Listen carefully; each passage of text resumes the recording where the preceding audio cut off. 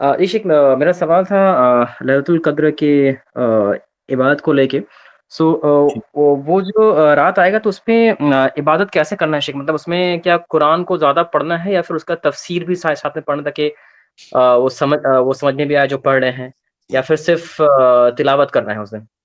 تو ابھی بھائی نے جو سوال کیا رمضان میں قرآن پڑھنے تلاوت کرنے یا اس میں تدبر کرنے سے متعلق تو اس کا جواب میں شروع میں کسی اسٹریم میں دیا ہوں. دیکھیے بھائی، رمضان میں جو سلف سے جو چیز وارد ہے وہ کثرت کے ساتھ قرآن کی تلاوت کرنا ہے.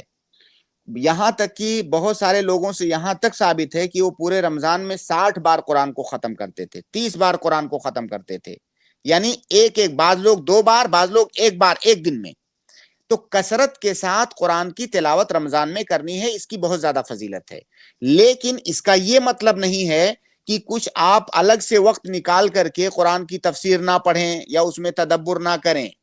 آپ چاہیں تو اپنے ٹائم کو اس طرح سے مینج کریں کہ آپ ایک بڑا حصہ ٹائم کا اس لیے رکھیں تاکہ آپ تلاوت کریں گے کثرت کے ساتھ، اور کچھ ٹائم آپ قرآن کی تفسیر پڑھنے کے لیے، قرآن کو سمجھنے کے لیے، اس میں تدبر کرنے کے لیے بھی کچھ ٹائم رکھیں. کچھ ٹائم آپ قرآن کی کچھ آیتیں، کچھ سورتیں یاد کرنے کے لیے بھی رکھیں. تو آدمی اگر اپنے ٹائم کو اس طرح مینج کرے تو ان تمام جو نیک اعمال ہیں قرآن سے متعلق وہ سب کو کر سکتا ہے. لیکن بہرحال زیادہ اہتمام تلاوت کا ہونا چاہیے. اور یہ ہم پورے رمضان کی بات کر رہے ہیں، اور پورے رمضان میں ظاہر ہے آخری عشرہ بھی شامل ہے. پورے رمضان میں آخری عشرہ بھی شامل ہے.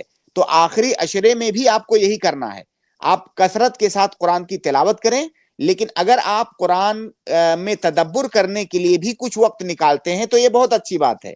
تو آخری عشرے کی راتوں میں آپ قرآن کی تلاوت کریں، تھوڑا ٹائم آپ تفسیر بھی پڑھ لیں، آپ اذکار کر لیں، آپ دعائیں کر لیں، آپ نفلی نمازیں پڑھ لیں. یہ ساری عبادتیں سلف صالحین کرتے تھے آخری عشرے کی راتوں میں.